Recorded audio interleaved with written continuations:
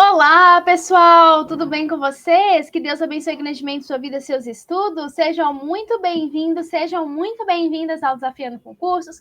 Para você que não me conhece, sou a professora Rebeca Costa. Eu sou professora de Legislação para Concursos e também professora de Direito Administrativo para Concursos Públicos. E hoje nós vamos ter mais uma aula do concurso de Nova Iguaçu. Porém, essa aula, eu já estava produzindo material da Lei Anticorrupção e teve alunos também que entraram em contato comigo querendo para curso superior, tá? Para o cargo de nível superior.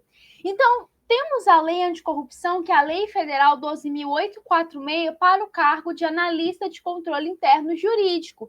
Então, se você vai prestar para esse cargo específico, ou se eventualmente você vai prestar para um outro cargo de um outro concurso que cobre essa lei, eu vou falar dela completa, do início ao fim. Tem muito mapa mental, tem muita coisa legal para vermos da lei anticorrupção. Belezinha? Maravilha. Se você está chegando aqui agora, saiba que todas as aulas aqui no YouTube do Desafiando Concursos, elas são gratuitas. A única coisa que nós vendemos para poder ajudar o curso são os materiais em PDF que nós vendemos pelo valor de R$ 24,90 para ajudar o curso a custearmos os nossos gastos que nós temos aqui. Mas se você fala assim, poxa, Rebeca, eu não tenho condições, eu não consigo comprar agora, não tem problema. Assista às aulas aqui, eu tenho certeza que você vai ser aprovado, tá bom, pessoal? Aqui era uma capa de uma outra aula também, que era da Lei Anticorrupção. E eu sempre inicio com um versículo para a gente começar as nossas aulas leve, bem. Confia ao Senhor as tuas obras e os teus pensamentos serão estabelecidos. Provérbios 16:3. E tenha certeza, pessoal, esse novo ano de 2025 vai ser uma bênção. Você, em nome do Senhor Jesus, eu creio que você vai ser aprovado, que coisas boas e novas vão acontecer neste ano na sua vida, tá bom? Então vamos lá, pessoal. Lei 12.846, que é a lei anticorrupção. Gente, a lei anticorrupção não é uma lei grande, não é uma lei assim que você fala, nossa, que tamanho de lei, vamos dizer assim, para o tamanho da sua, não vou falar complexidade porque ela não é complexa, mas para o título, né, para o tema do quão essa lei é conhecida, ela não é tão grande, tá? Então, se não me engano, são ali 30 e poucos artigos. Não é uma lei que você fala, nó, que lei grande, beleza? Maravilha. Então, olha lá. Ela dispõe sobre a responsabilização administrativa e civil. Então, aqui, eu vou tentar fazer uma aula, um aulão. Se não tiver como, eu corto e abro outra aula, tá? Então, olha lá. Responsabilização administrativa e civil das pessoas jurídicas pela prática de atos contra a administração pública nacional ou estrangeira e vai dar outras providências. Primeiro ponto que a gente precisa entender. A lei anticorrupção, ela trata sobre duas responsabilidades, que é a responsabilidade administrativa e a responsabilidade civil. Rebeca, mas eventualmente não caracteriza o non bis idem? Não.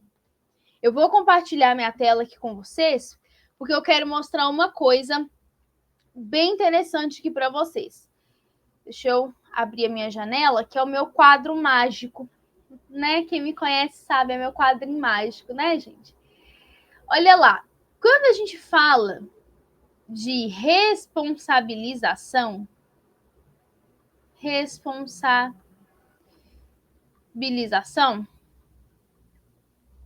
nós estamos falando sobre 3 tipos de responsabilidade.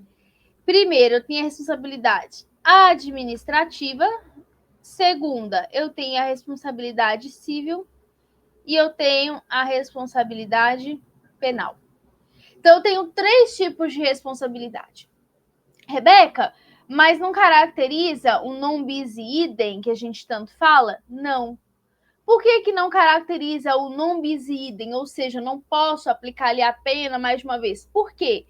Porque essas duas aqui, essas 3, melhor dizendo, são esferas independentes. Ou seja, uma não depende da outra.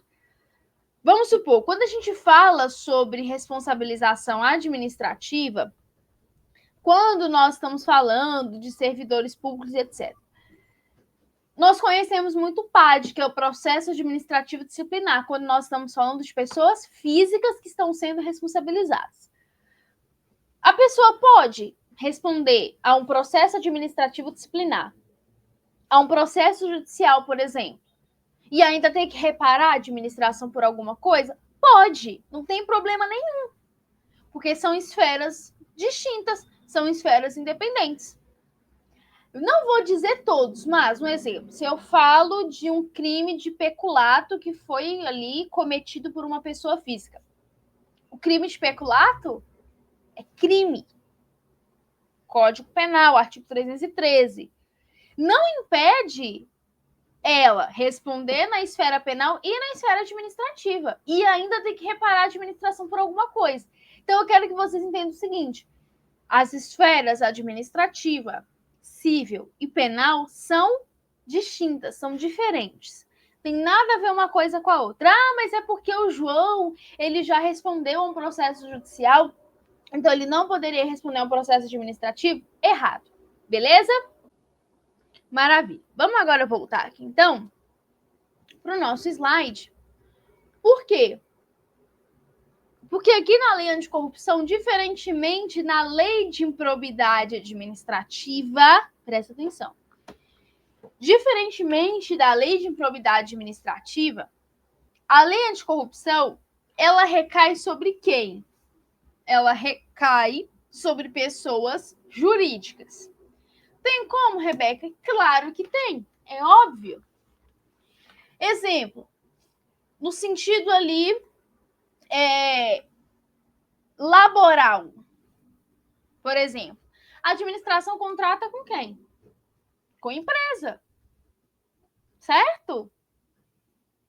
Então, um exemplo, você tem lá uma sociedade de economia mista, você tem uma sociedade simples, enfim, alguma coisa, alguma empresa, alguma coisa.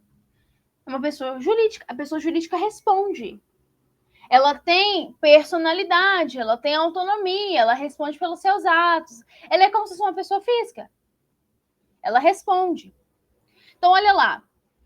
O artigo 1º vai falar que esta lei ela vai dispor sobre responsabilização objetiva. Eu vou explicar a diferenciação de responsabilização objetiva para responsabilização subjetiva. São conceitos diferentes. Aqui nós temos a aplicação objetiva. Na lei de improbidade, por exemplo, a responsabilidade subjetiva. Eu vou explicar para vocês. Administrativa e civil de pessoas jurídicas pela prática de quê? De atos contra a administração pública nacional e estrangeira. Então, eu tenho a pessoa... Quem que são os sujeitos? Eu trouxe um mapa mental sobre isso. Os sujeitos são sujeito ativo. É a pessoa jurídica. E o sujeito ativo? O sujeito passivo? É a administração pública nacional ou estrangeira. Então, é quem sofreu ali o dano pelo ato. Então, essa lei vai dispor sobre a responsabilização da pessoa jurídica.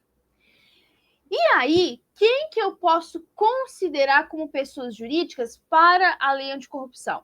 Sociedade empresária, sociedade simples, personificada ou não, independente da forma que é organizada, ou modelo societário adotado, fundação, associação de entidades ou pessoas, ou sociedades estrangeiras que tenham sede, filial ou representação no território brasileiro, constituídas de fato ou de direito, ainda que temporariamente. Ok? Maravilha. Olha lá. Deixa eu ver se o mapa mental já está aqui. Aqui, ó. Responsabilização objetiva. Eu quero que vocês prestem atenção nesse ponto. Quando eu falo de uma responsabilização objetiva, eu estou falando que independe da caracterização de dolo ou culpa para caracterizar o ilícito. Como assim? O dolo é quando a pessoa ela tem a intenção de praticar o ato. De acordo com o artigo 2º da Lei de Improbidade, dolo nada mais, nada menos seria que a vontade livre e consciente do agente de praticar o ilícito. Isso é dolo. Um exemplo, se eu falo da lei de improbidade, lá o agente chega e ele tem o dolo, ele tem a vontade, ele quer praticar aquele ilícito e ele quer causar um dano. Dolo. Maravilha. Na lei de improbidade, independe se teve dolo ou culpa. O que é culpa? Quando não há a intenção. Por que eu estou explicando isso para vocês? Porque quando a gente fala de lei anticorrupção,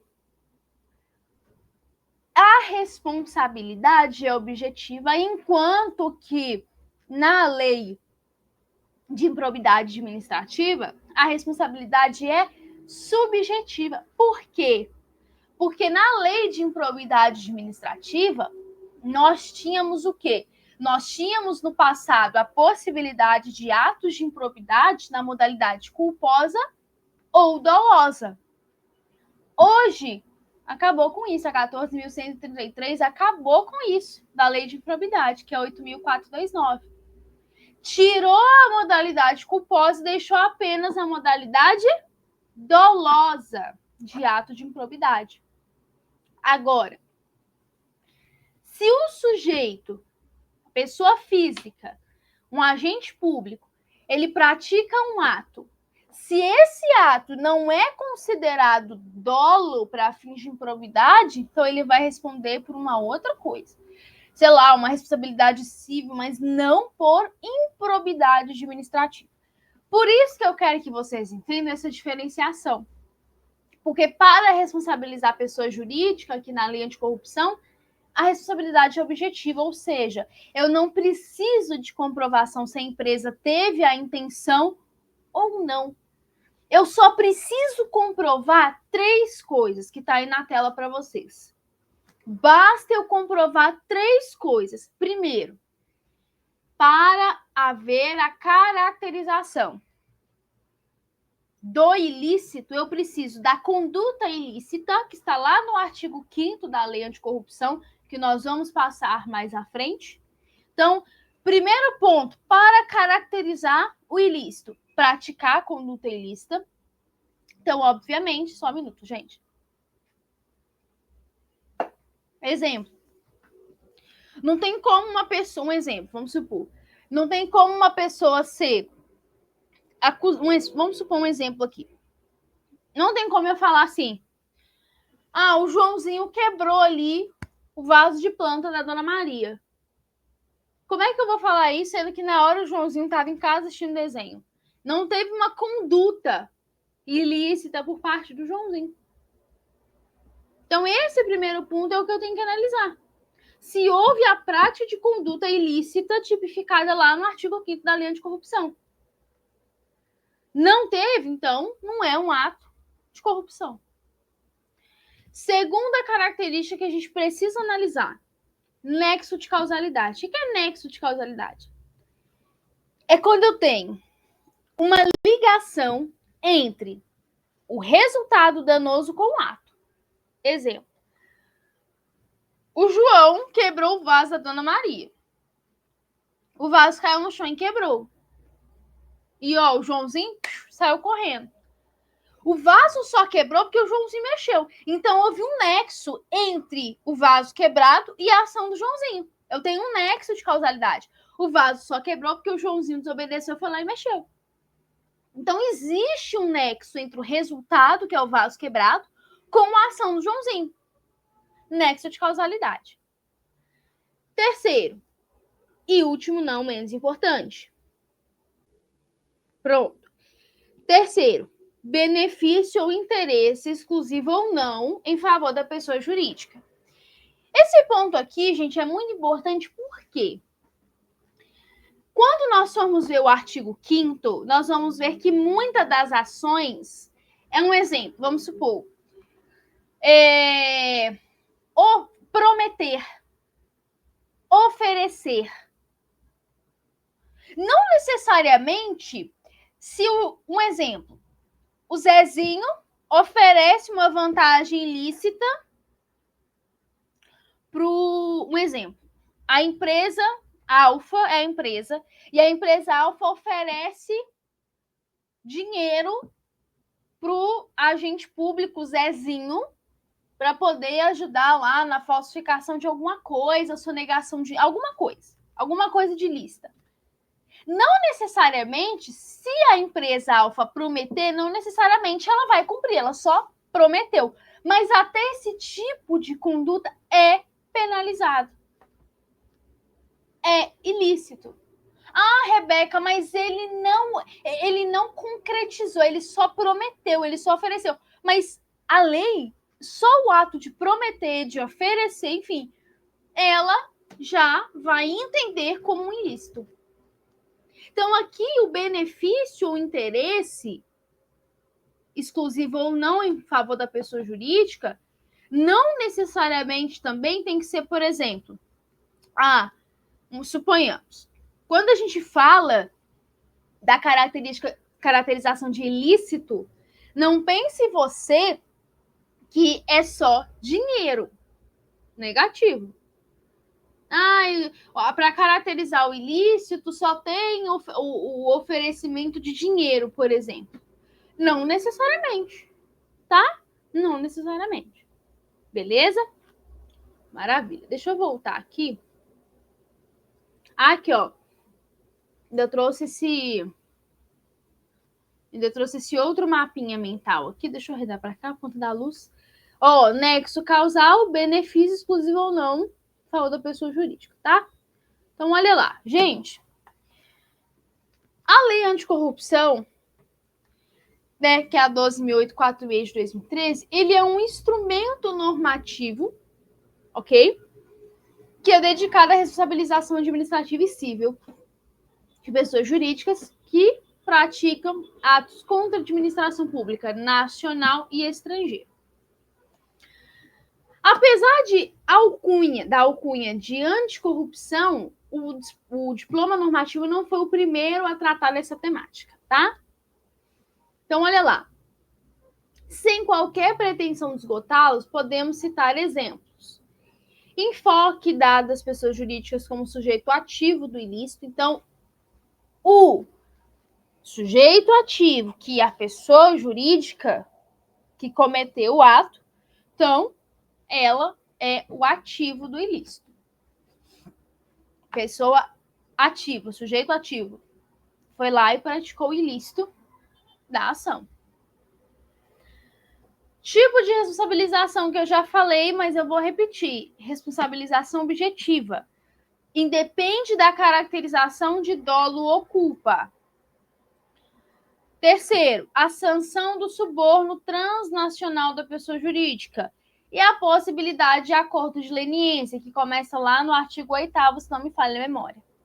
Nós vamos ver todas as hipóteses de acordo de leniência, o que pode ou não acontecer, porque vem questão de prova falando assim, a pessoa jurídica, no acordo de leniência, um exemplo, deixa 100% de ser responsabilizada, negativo.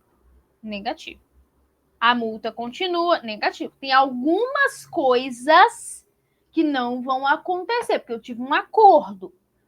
A empresa colaborou, enfim, ok. Mas não quer dizer que a empresa estará 100% isenta da sua responsabilidade.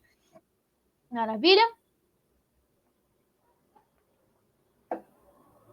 Já vou aqui na lei direto, tá? Artigo 2º.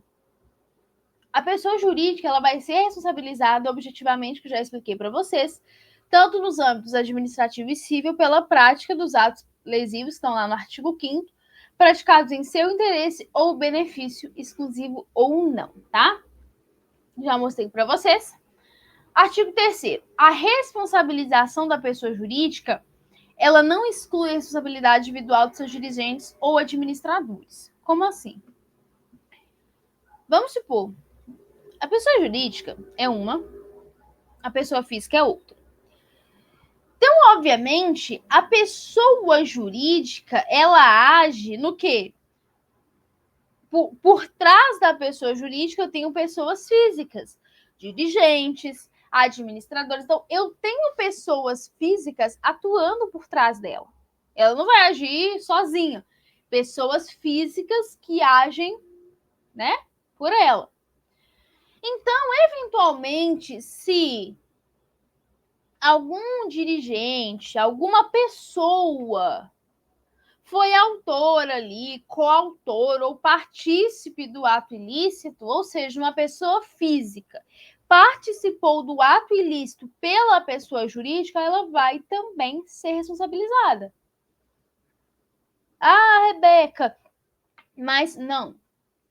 Não pense você que o fato de, peraí, eu tô falando de uma responsabilidade jurídica, tá bom? Então, só a pessoa jurídica responde. Se alguém tiver ajudado, uma pessoa física, deixa para lá, só a pessoa jurídica que responde negativo.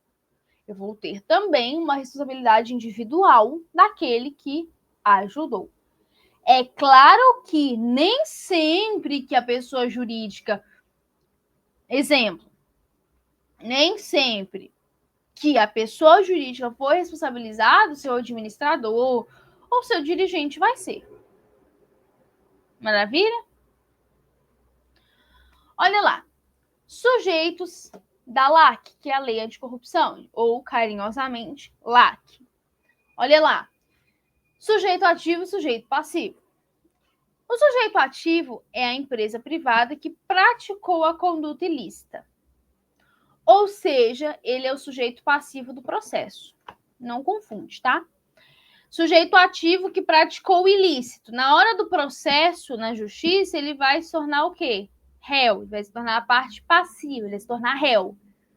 E o sujeito passivo aqui da conduta é a administração pública, é o que sofreu. E aí, quando for ter ali um processo, vai estar lá a administração pública também sendo representada.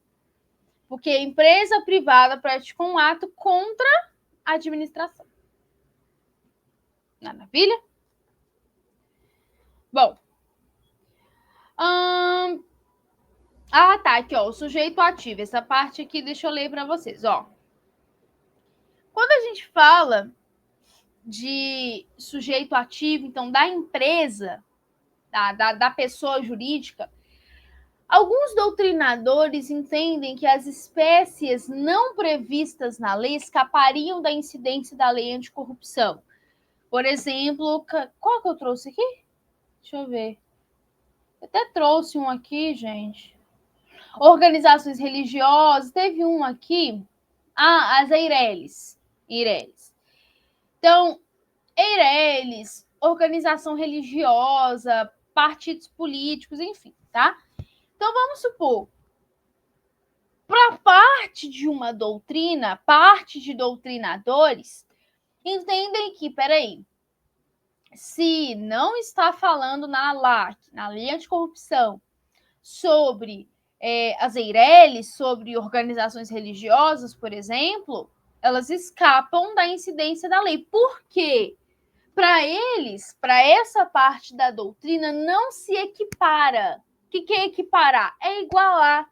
Não se iguala, não se equipara a lei anticorrupção para essas outras que não estão na lei. Então, para parte da doutrina, só pode ser responsabilizado pela LAC aqueles que estão literalmente definidos no parágrafo único do artigo 1º. Então, se uma empresa não está lá, peraí, deixa eu ver aqui, não tem Eireli, então a Eireli escaparia. Não tem organização religiosa, não escaparia, porque a lei não trouxe da sua literalidade. Isso uma parte da doutrina entende. Outra parte entende que não haveria sentido nem justificativa para excluir outras modalidades de pessoas jurídicas e que o rol teria natureza meramente exemplificativa. Então, parte da doutrina entende que o rol é taxativo, ou seja, são aquelas ali, não se discute, não entra nem sai. E outra parte entende que, olha, o rol é meramente exemplificativo. Se for para entrar mais uma empresa ali para ser responsabilizada, vai entrar. Basicamente isso, tá bom?